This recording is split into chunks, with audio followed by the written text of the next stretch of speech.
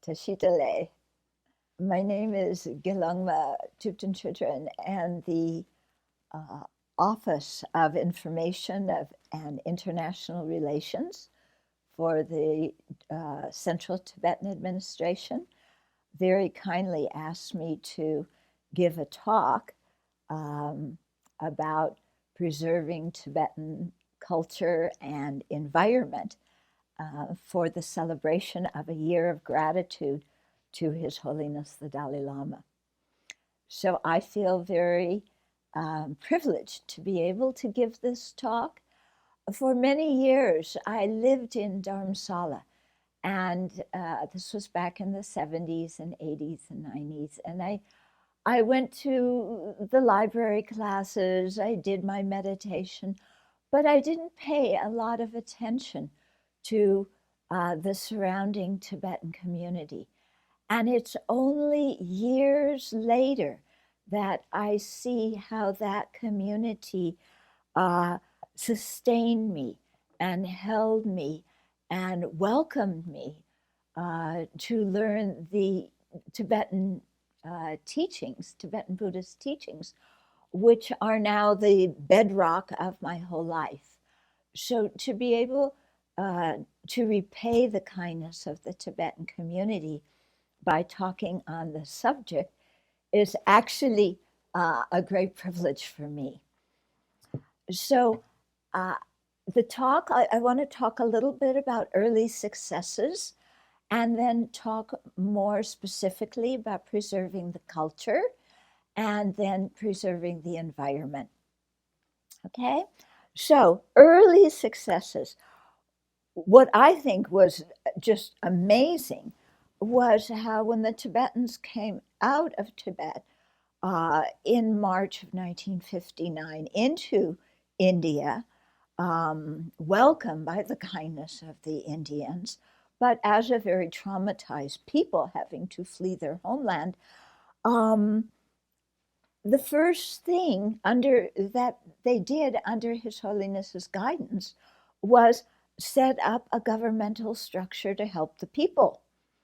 Yeah, so instead of everybody going any which way, His Holiness started the what now is called the Central Tibetan Administration.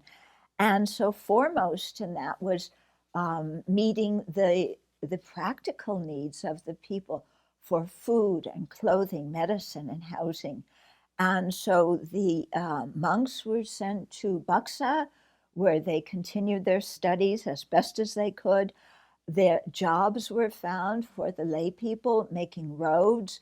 It was horrible work and very difficult, but at least it provided some income and sustenance.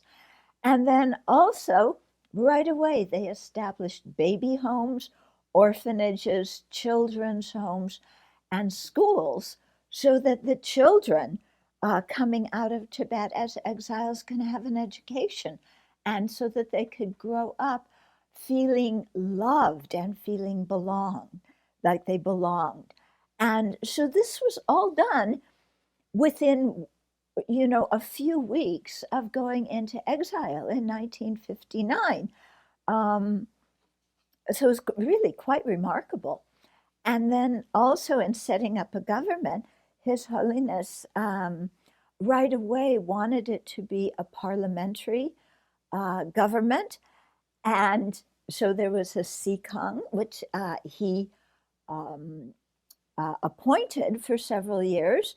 And then later the Sikang started to be elected. And in 2011, His Holiness, backed out of all of his governmental positions in the CTA, although he certainly supports it. But what I find very interesting in this is that of all the cultures where I've lived and studied, the Tibetans are the only one where the leader wants less power and the people want him to have more power. So His Holiness is, backing away, and he really wants the community to be democratic. He wants the Tibetans to learn to work together instead of just looking at the authority. And I think this is so wise in bringing the Tibetan community into the modern world. Okay, so the Central Tibetan Administration, it has a judiciary branch, a legislative branch, an executive branch. The first parliamentary elections took place in 1960, months after going into exile. Okay, and the Tibetans in diaspora voted for members of parliament, and then they had a cabinet. So the cabinet has 7 departments: the Department of Religion and Culture, the Department of Finance, Department of Home, Department of Education, Department of Security, Department of Information, and International Relations. So already within a few months, a whole governmental structure was set up. Oh, and the Department of Health. I almost forgot about that. Shouldn't do that.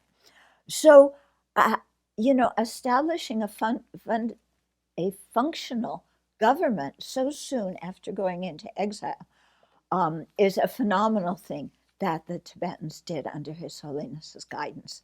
And it has borne so much fruit in the oncoming years, whereby the Tibetans can really organize themselves and manage their own affairs and make the community prosper. Okay, now to speak about culture.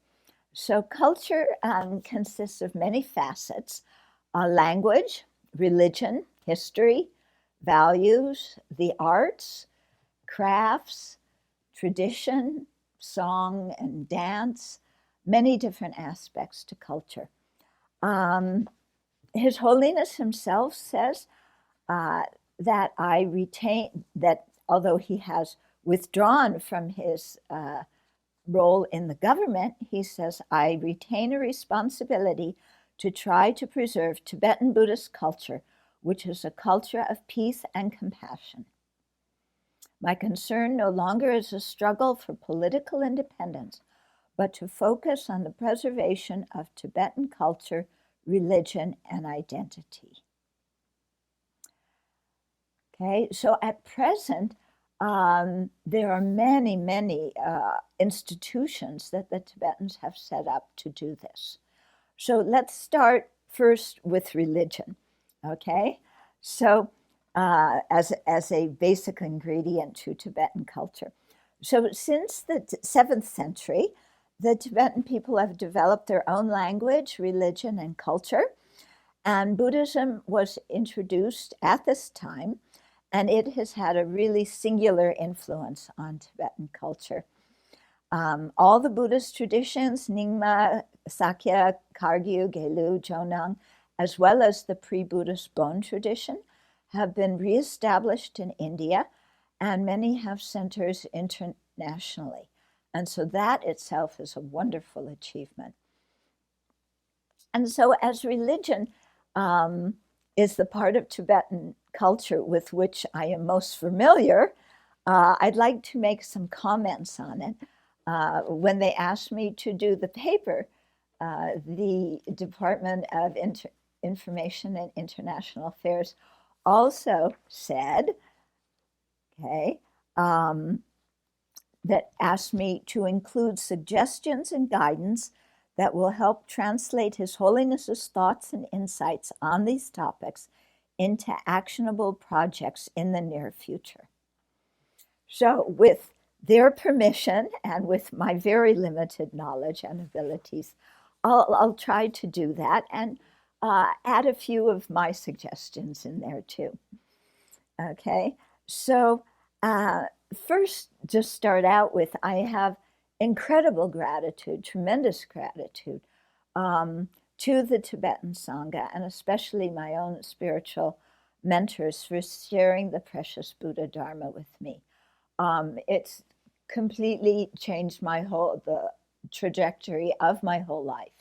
And there's no way for me to ever repay that kindness to His Holiness and my teachers, and by extension, the support of the the Tibetan community in general. Okay, so the Buddha's message of compassion and peace has positively impacted millions of people, maybe billions across the globe now.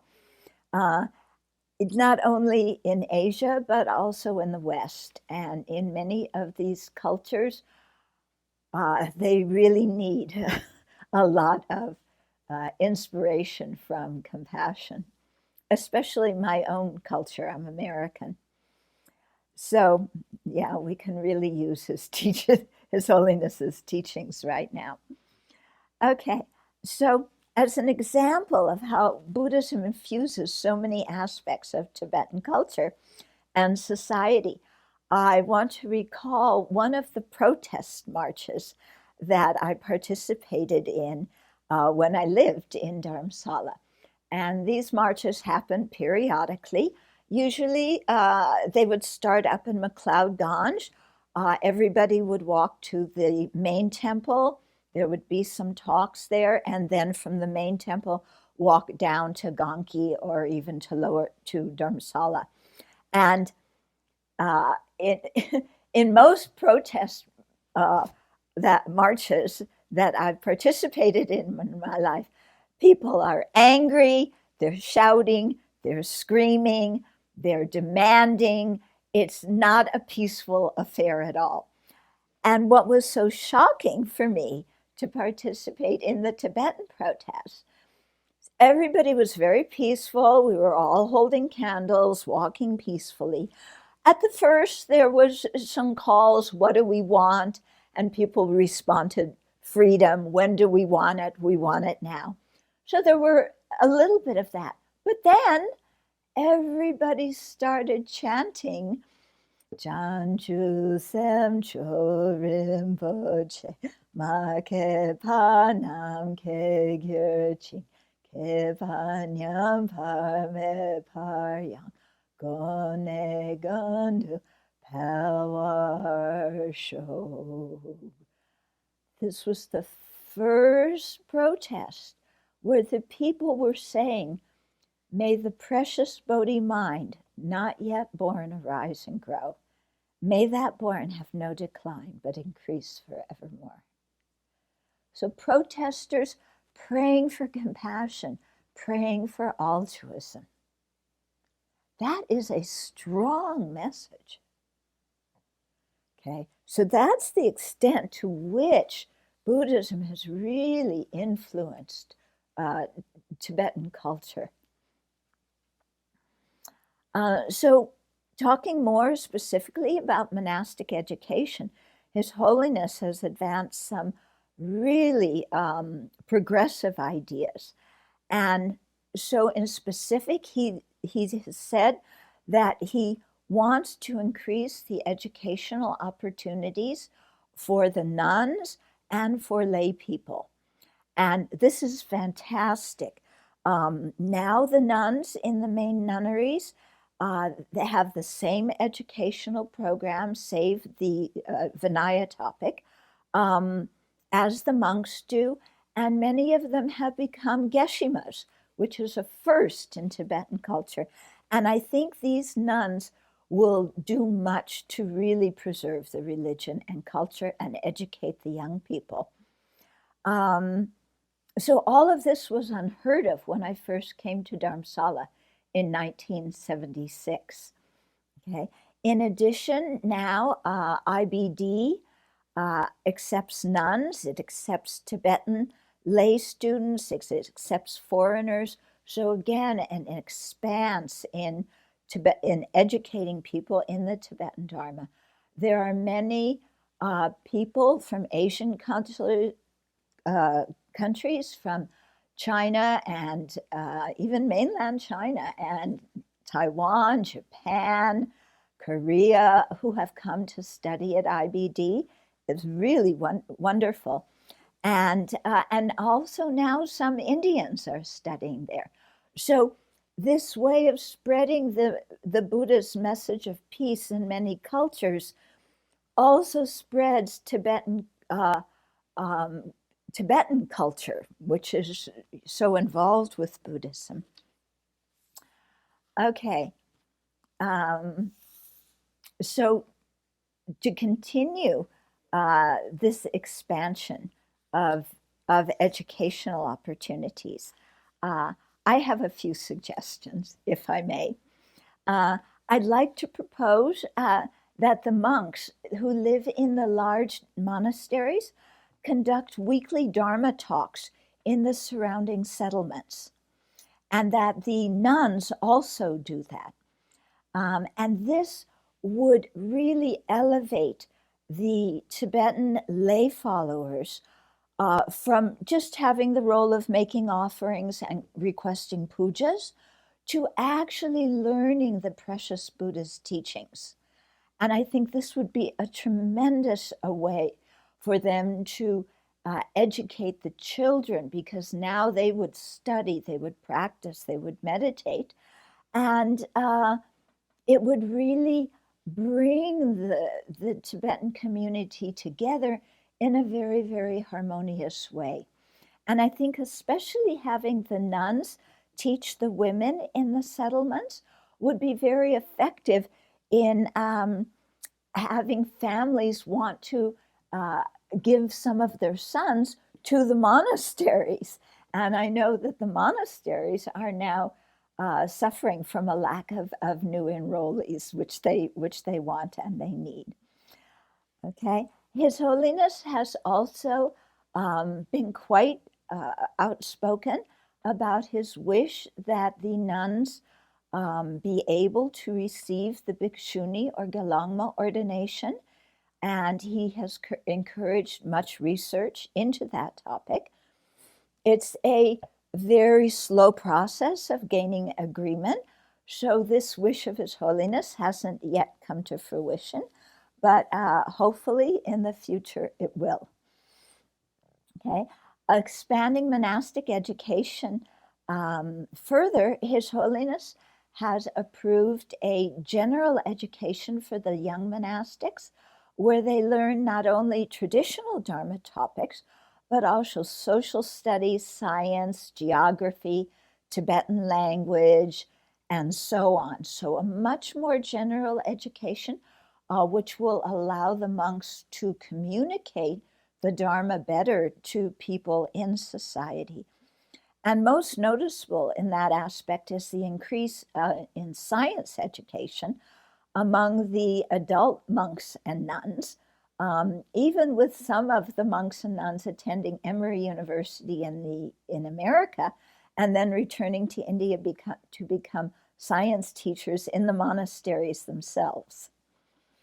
So in the 1990s, I was able to be an observer in some of the very early Mind and Life Institute conferences with His Holiness and Western scientists. And this kind of dialogue between religion and science, it hasn't happened in the West before. The Christians are not very interested in that. It hadn't happened in Asia before. And so it's been such a door opening to mutual benefit. And it was fascinating for me to see when I sat in on these conferences how quickly His Holiness understood these very complex scientific theories and the depth of the questions that he posed to some of these scientists. And at the same time, that he was interested in science and took in what they said, he used logic and reasoning to uphold Buddhist principles. So there was no way that he was going to say, like some of the scientists propose, that the mind was an emergent property of the body. No, His Holiness would not do that, but he kept on talking to them about what the mind is, the potential of the mind, and suggested to them, why don't you study happiness instead of always studying all the malfunctions of people's minds? So that's been quite good too. And in these dialogues, it was also remarkable to watch the scientists open up and change as they spoke with His Holiness and the Tibetans. And, it really produced some very profound changes in these people who had been educated in a Western scientific tradition to become much more open-minded. Another thing in religious education is the Tibetan Nuns Project, which began in 1987.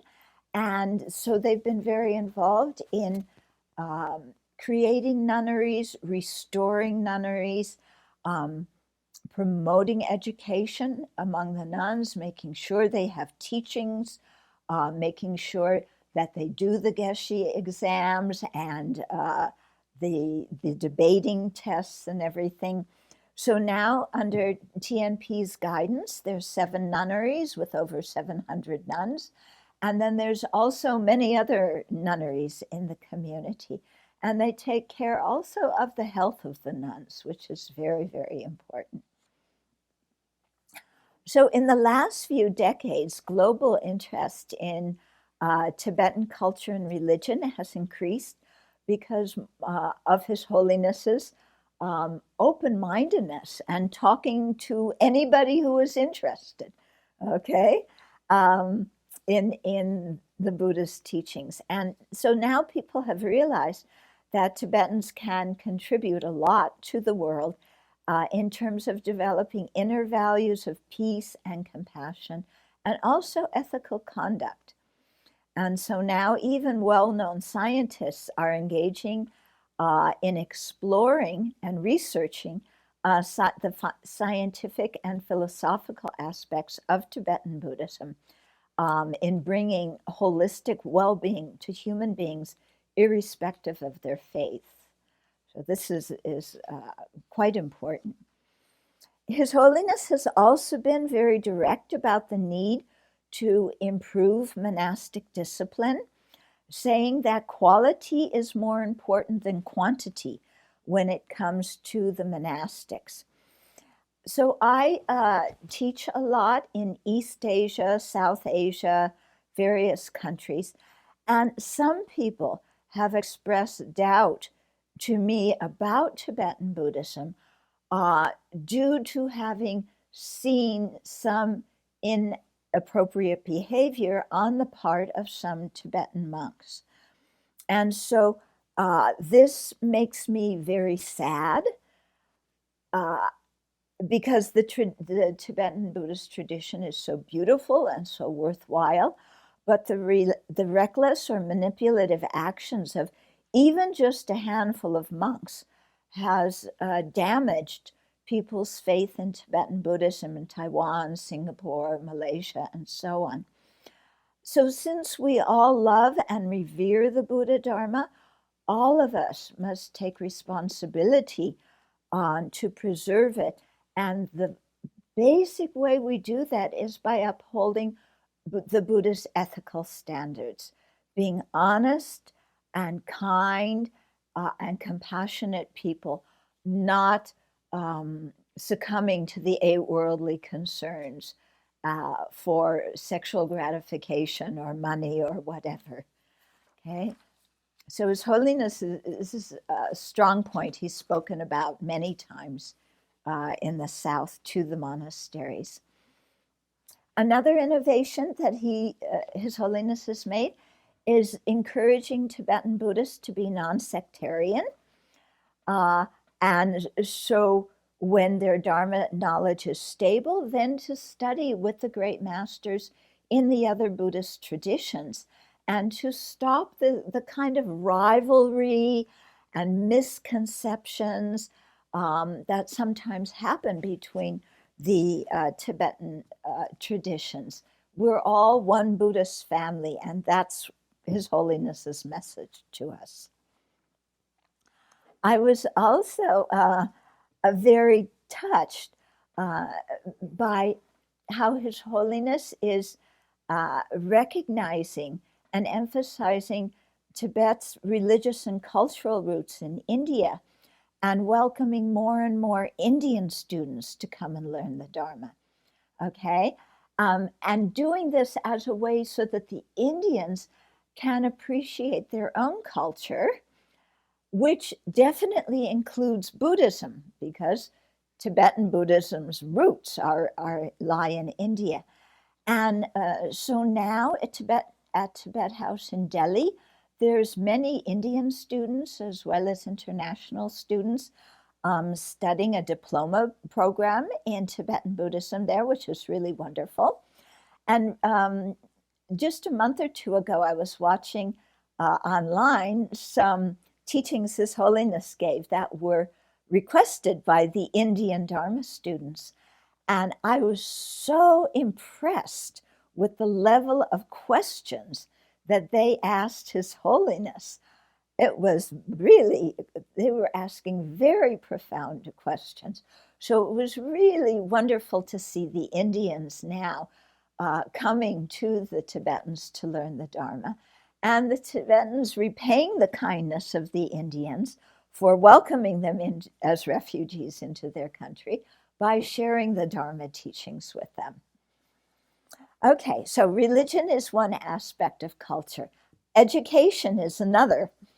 Okay, so here, needless to say, the Tibetan children's villages and the other Tibetan-centric schools that have been set up have been really remarkable in terms of educating Tibetan children, not only those who are orphans or impoverished or whose parents are unable to take care of them at the moment, but also kids who come from solid, grounded families. So at these homes and schools, the children are given a modern education, as well as being introduced to their native Tibetan language, literature, and culture. So this is producing well-rounded students. And many of those students go on to higher education in Indian institutes. So to give you an idea of the scale of this, in 1960, Upper Tibetan Children's Village, Upper TCV, started with 51 children, and now they have 2,000. And there's also multiple branches of TCV in India, in Ladakh, Bailakupi, Chandra near Bir, Selakoi in Dehradun, Lower TCV, and many more. So this has been a real bedrock of passing on the culture and language and religion. And in other countries, the Tibetans in the diaspora have set up Sunday schools for their children so that they can learn Tibetan language and Buddhism and Tibetan song and dance and the holidays and celebrations. And some of the parents send their children to India in the summer to join Tibetan summer camps for children so that their children growing up in the West or in other countries still learn Tibetan language and culture. So this is really very excellent that they're doing this. And I've had the opportunity to speak at some of the Tibetan schools in India, Nepal, and also worldwide, and for example, in America.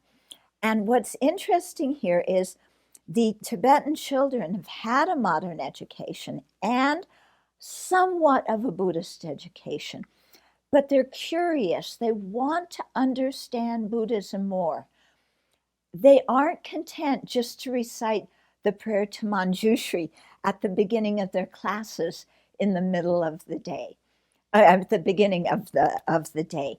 But when I've taught in these schools, the kids come up to me afterwards and they say, "Who is it Manjushri? What is the meaning of the prayer to Manjushri? Why should we do that prayer?"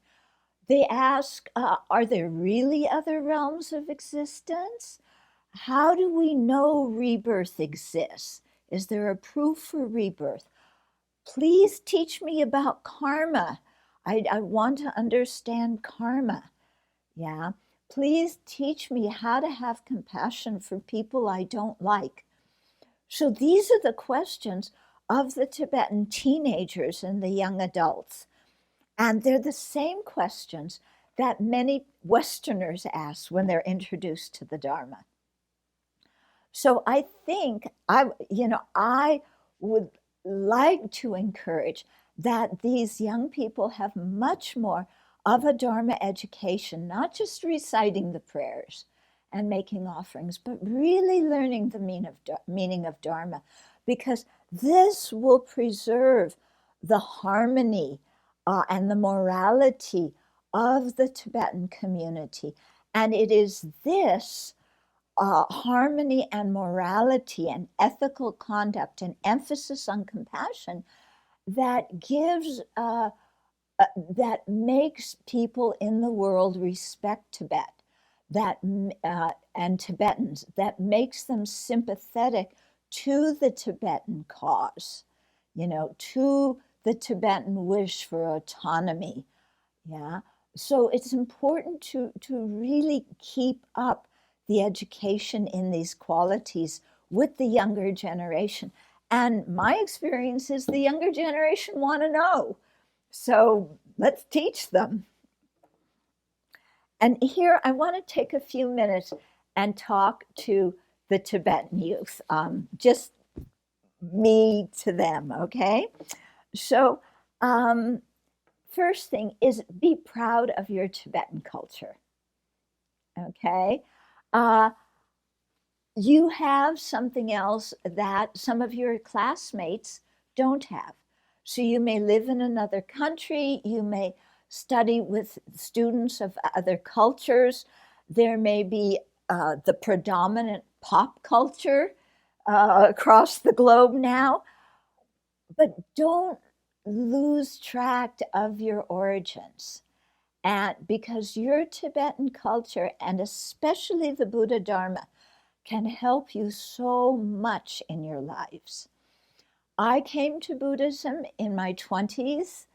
I wish I had had the opportunity to learn it earlier. You have that opportunity. You speak Tibetan. You can talk to His Holiness in your own language.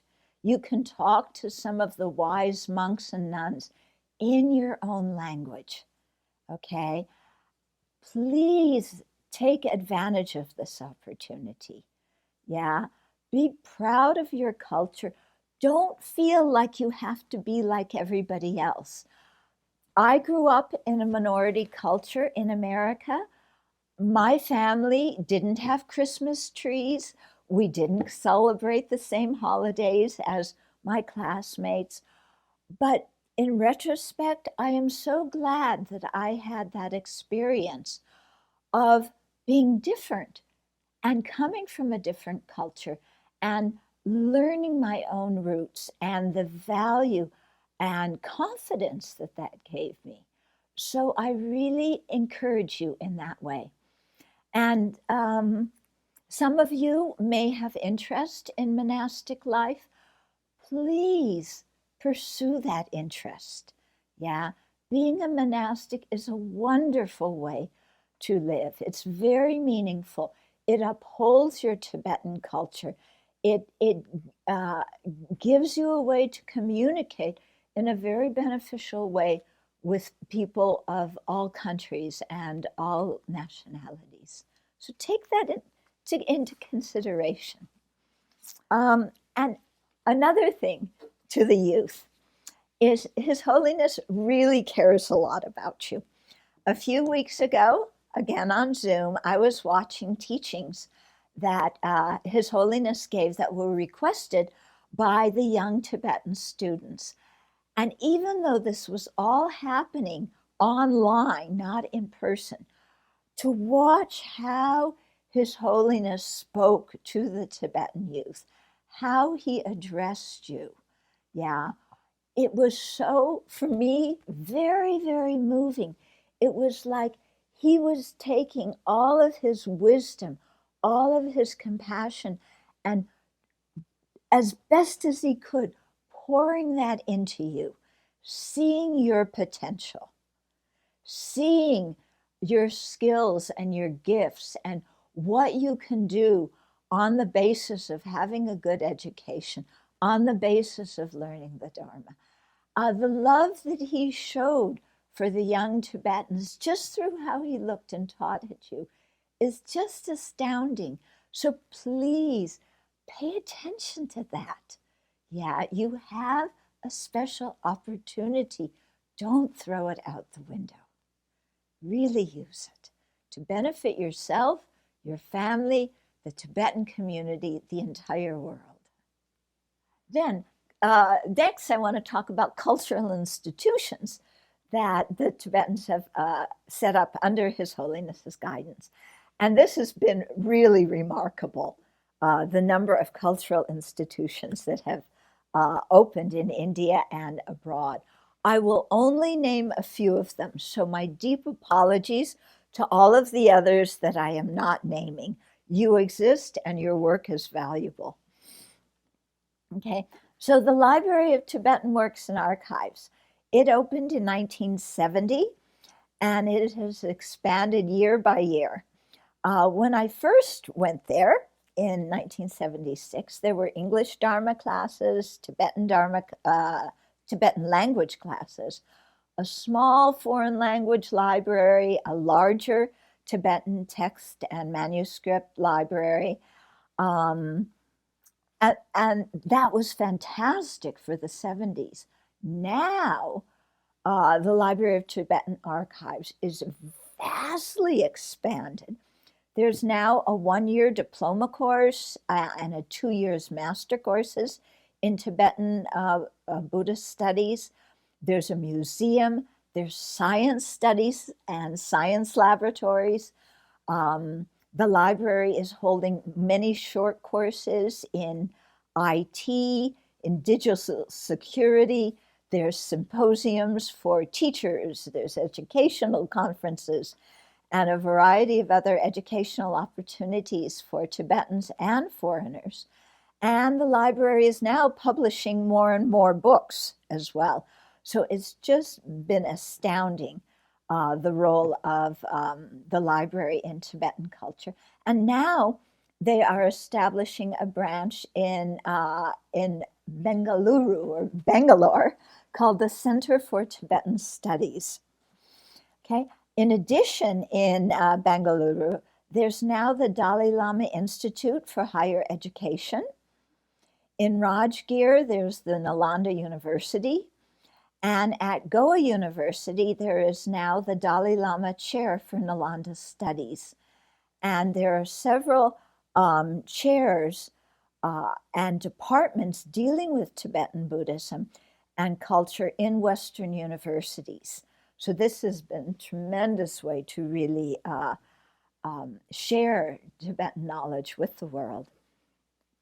There's also many ways that the Tibetans in diaspora have communicated with one another to learn about events in their now very widespread community. In the old days, when I first came to Dharamsala, there were just notices pasted on walls. And that's how people knew of different activities. Now there's the Tibetan Bulletin, published by the Information Office of the Central Tibetan Secretariat, which was established very, very early on to discuss different issues with within the Tibetan diaspora community. Now there is also the Voice of Tibet Radio, which began in 1996. There's Tibetan TV. I was so surprised. Last time I was in South India, I was staying at one home. And in the evening, they all turned on the TV, and the TV's all in Tibetan language. Fantastic. You know, that takes a lot of work and effort. Yeah. There's also an official CTA web TV station. Online, there's now TibetNet. There's a Facebook page for the CTA. There's Facebook pages for Free Tibet, for Students for Free Tibet, for the International Campaign for Tibet, for Tibet House, for many more. And also organizations like Tibet Fund. So it's just, you know, astounding. You can look up all these organizations in Wikipedia, as well as on Facebook and other sites online. So wonderful way of spreading news of within the Tibetan community. Okay, another cultural institution is the Tibetan Medical and Astro Science Institute, the Menzikang, which has over 60 branches in India. That's a lot. So, in Dharamsala, Leh Ladakh, Mongo, Bailakupi, Darjeeling, Rajpur, and so on. Okay. The Menzikang has been very, very important in the community. The Tibetan Women's Association also has been instrumental in promoting the social, political, and economic equality of Tibetan women in Tibet and in the Tibetan exile communities, and in ensuring that the Tibetan women have access to adequate educational information about health care, child care, family planning. They assist the poor, they assist the needy, they help in establishing the nunneries and improving the education of the nuns and the education of Tibetan women and girls. And all this is very, very important. So hats off to them, as well as every year on March 10th, the Tibetan Women's Association has a march in Dharamsala, and I imagine in other places too, commemorating the March 10th event in Tibet in 1959. The Tibetan Institute of Performing Arts, also called TIPA, in Upper Dharamsala, was founded also soon after going into exile. So what is called Lamo or Ache Lamo is a classical secular theater of Tibet with music, dance, storytelling, very colorful costumes and masks, and it's been performed for centuries. And so now TIPA does it. It's also in many of the monasteries, they do the Tibetan dance and opera and so on. So plays, operas, and such events are regularly performed at TIPA, and it's wonderful to see the adults as well as the children learn their culture and their arts there.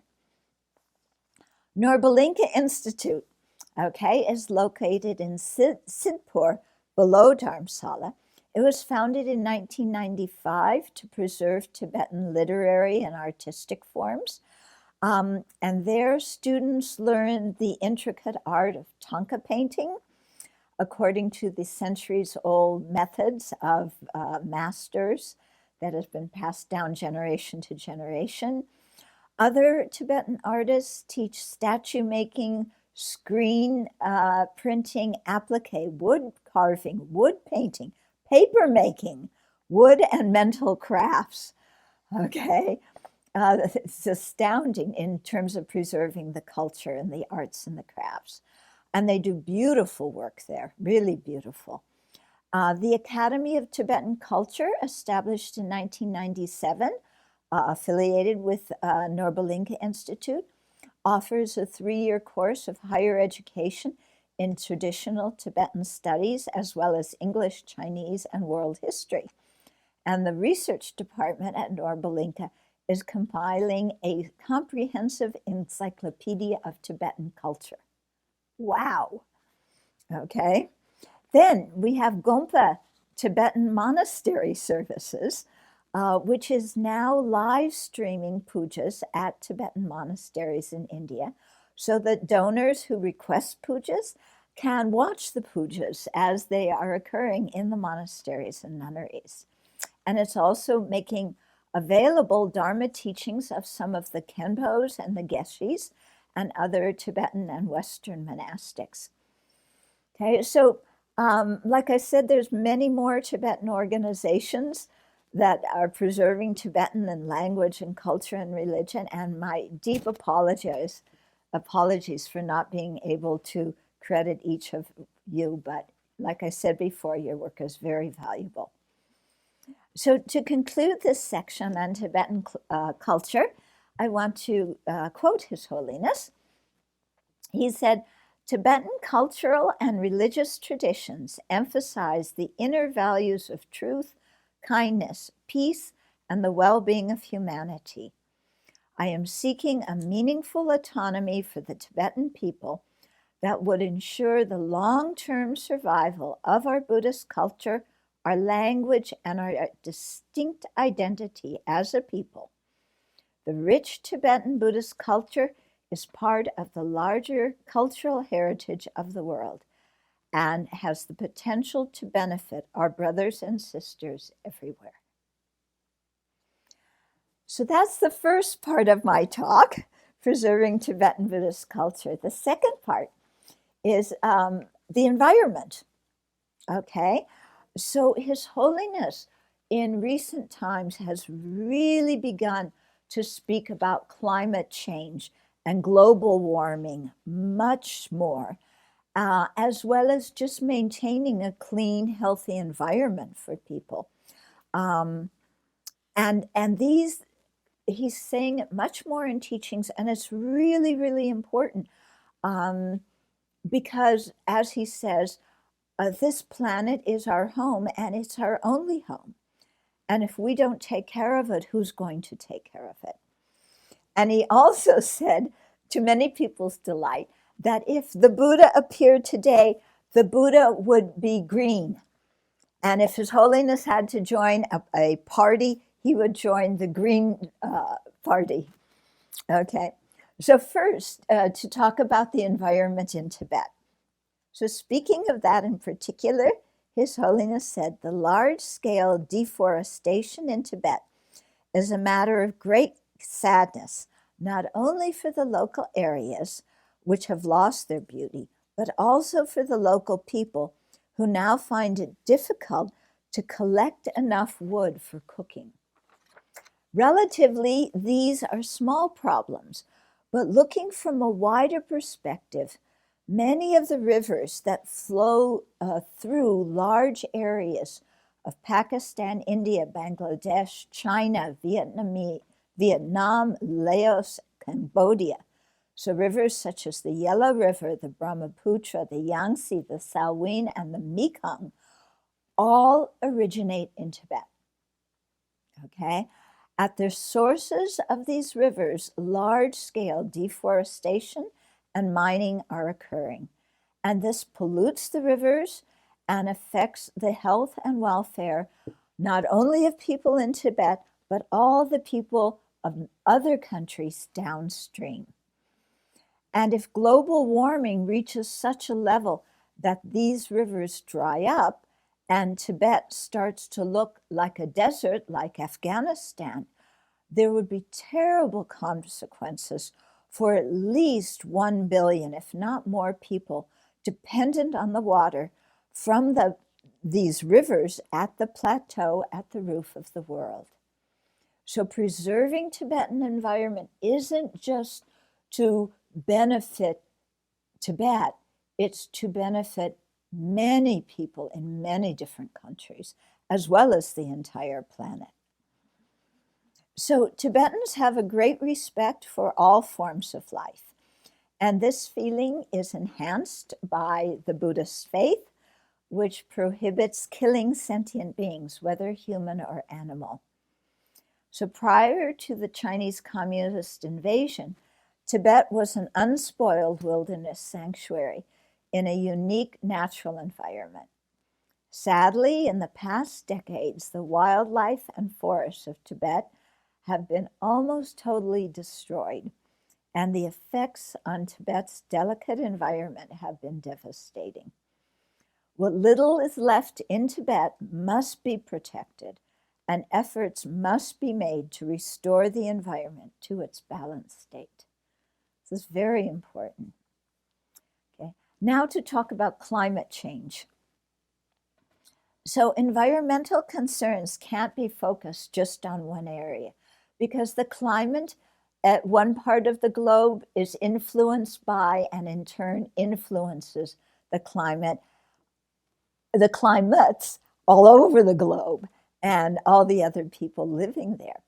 So His Holiness is delighted, as am I, that Biden is intent on the United States rejoining the Paris Agreement.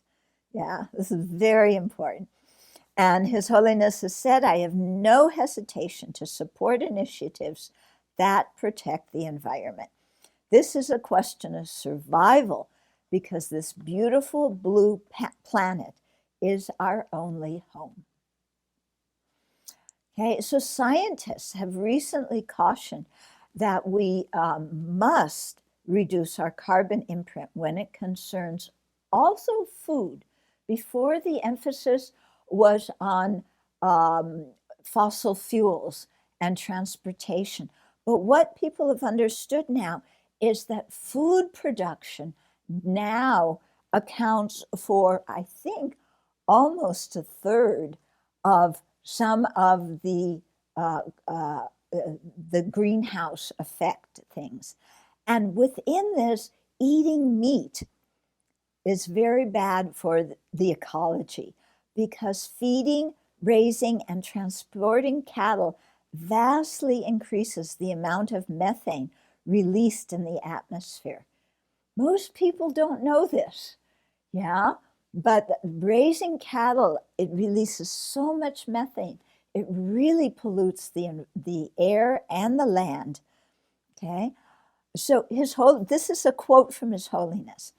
Many people in the world, including us Tibetans, eat too much meat. We should promote vegetarianism as much as possible. These changes depend not only on governmental policies, but also on educating the public so that people voluntarily reduce their consumption and their carbon footprint. We must assume responsibility.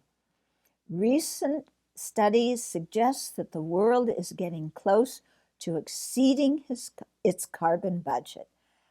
Therefore, this budget must become the most important currency of our time. This is all His Holiness speaking. Holding meetings and conferences is not sufficient. We must hold to the timetable set in the Paris Agreement. Only if political leaders start to act now will we have reason to hope. We must not sacrifice our civilization for the greed of a few. Okay, so this reminds me so much of one line in Shantideva's dedication in Junjuk, where he says, may people think of benefiting each other. And that is so much the key to our world problems, especially climate change. Instead of just looking out for our own economy, we need to look out for the well-being of the world because our own economy depends upon the well-being of the world. Okay, it's no longer possible just to think of ourselves. Okay, so His Holiness continues, I appreciate Greta Thunberg's efforts to raise awareness of the need to take direct action.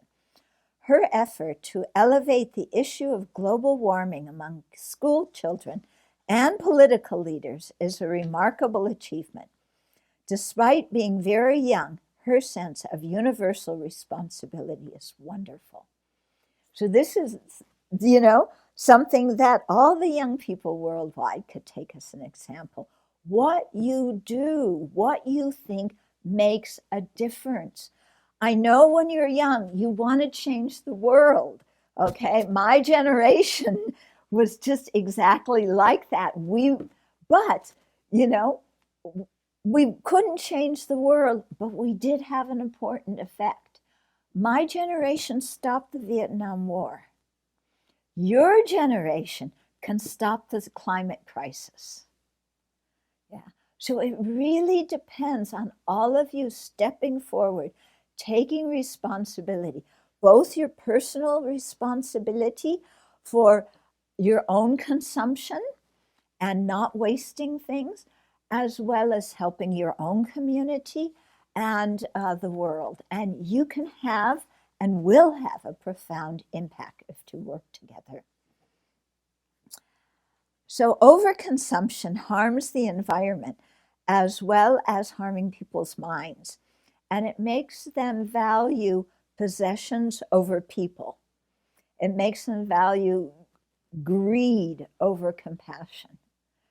This doesn't make any sense, okay? You can't have an economy without having healthy people. If you just try and make the economy big, but you don't take care of the health and welfare of the people, who's going to run the economy?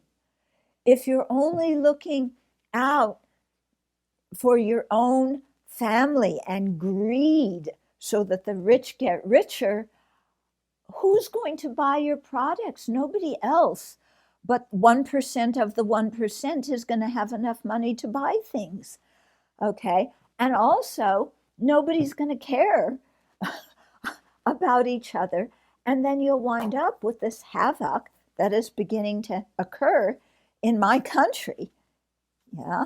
So please, let me give you another quote from His Holiness here of advice we need to follow. He says, it is crucial that we consider how our actions affect the environment and the climate, and thus the lives of zillions of living beings, human beings and animals. Okay, so large nations should pay more attention to ecology. And he says, I would like if those big nations who spend a lot of money for weapons or war turn their attention to the preservation of the climate and the environment. It is essential to find methods of manufacturing that do not destroy nature. And we must also limit our waste of all the limited natural resources. So he says, I am no expert in this field and cannot suggest specific things to do, but I know that it is possible given the necessary determination. Okay. So now a little bit about environmental activism. So here I want to begin with an example in the Tibetan community itself. So reimagining Dugyaling is a project to make the Mungot area in South India a Tibetan cultural, religious, and environmental center, as well as a safe and sustainable home for the Tibetans who live there. So it's a project that includes the knowledge and skills of Tibetans, Indians, and Westerners, and it's already positively affected the environment in the camps and the monasteries, not only by improving the roads, but also focusing on the availability of clean water in the area, which is really important because Karnataka province has been declared a severe drought zone by the Indian government. So there are monasteries and nunneries from all the Tibetan Buddhist traditions in Dugyaling, and reimagining Dugyaling has reached out to benefit all of them. So such demonstrations of inclusion, no matter what area of Tibet one's family comes from or which Tibetan Buddhist tradition one follows, this is important. And the project is currently planning a development project for the marketplace at Camp 3, which will reduce traffic accidents, increase sanitation, enable people to do what they need to do much easier. And already the reimagining Dugyaling has ensured that all the nuns have iron supplements, so curing any anemia that existed amongst them. They've constructed 12 units to harvest rainwater in the camps, monasteries, elder homes, and Indian villages. And this alone will benefit 2,000 people. So I am especially happy to see that the water conservation project has helped some of the nearby Indian villages. Because the Tibetans are guests in India, and because as refugees, the Tibetans often have access to funds that the poor Indian villagers do not, it's very important that the Tibetans share their wealth and share their expertise. And this creates harmonious relations with the people in these Indian villages. And that's incredibly important, okay? Because everybody lives together in India, and we all have to help each other, especially when it comes to preserving the environment. So it's been very sweet to see some of the pictures of the reimagining Dugyaling people, who are Tibetans and Indians and Westerners, and the Indian villagers themselves opening a well, opening some kind of water project. It's really very touching to see that kind of thing. So the environment relates to sanitation, which in turn relates to health.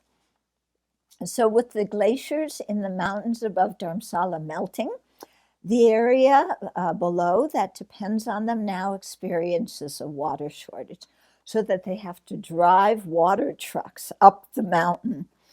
Okay, so this is water shortage is not helped by the lack of coordinated infrastructure that results in dozens of separate above ground water pipes running down the mountainside. Okay, so here efforts need to be made by all parties, the Tibetans and the Indians, to work together on infrastructure issues, not only those relating to water, but also garbage disposal, road maintenance, traffic flow, electricity, and so forth. So people really need to come together on infrastructure. So I recall a few years ago when His Holiness was teaching in Mungo, and he commented on the beauty of the newly constructed monasteries. Yeah, because all the monasteries have rebuilt and they're beautiful.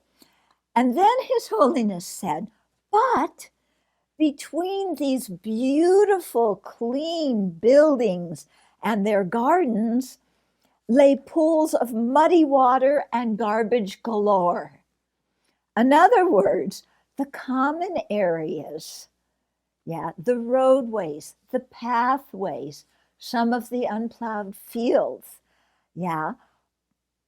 that people didn't, that weren't individual property or people didn't take care of individually, they just ignored. So here was His Holiness being welcomed to these beautiful, immaculate environments in the monasteries and some of the camps. And then to get from one of them to the other, he has to walk through muddy water and see fields of garbage with plastic bags and cardboard things and people pooing in the streets. And he was saying, what's going on here? Yeah. So His Holiness, I remember this so distinctly. He said that it's really important for people not just to care for my land, my monastery, my camp, my building, my organization, but also to care for the whole area and really clean up the whole area. Because without cooperation in doing this, everybody suffers. Yeah, and especially with the sanitation, it's really crucial to keeping all the children healthy and enabling all the elderly people to live long lives. Okay, so on the bright side, many Tibetan communities have worked very hard to construct clinics, and they have healthcare workers in the community who instruct the communities about sanitation, clean water, and so on. So that's really quite good. Then just a little bit about going forward as a conclusion to my presentation. So His Holiness has emphasized that Tibetans can preserve their traditional culture without rejecting modern technological development and the new perspectives of global society. So technological development has brought comfort, whereas culture is more related to the mind, and that gives people a sense of belonging. As Tibetans meet modern culture, they have the opportunity to take the best of their traditional Tibetan culture and religion and the best of modern ways of thinking and combining them to produce something that is really, really effective in contemporary society. So this must be done with great care, great thoughtfulness, and not just rushed. So not just saying, oh yes, we have to do everything, the modern way, the old way is outmoded, and not just saying, oh, we're just going to stick to the old way, that's what we know, and not accept the new way too. Okay? So His Holiness says that Tibetans may find certain aspects of their cultural heritage being very useful and meaningful, and they want to work very hard to preserve those. But other cultural values may no longer be useful in daily life and can be put in a museum. Okay, so again, to quote His Holiness, he says, we see too much emphasis on my nation, my religion. This us and them way of thinking causes all the problems due to which different religions and different nations quarrel. So now we really need oneness. As Shantideva says, may people think of benefiting each other.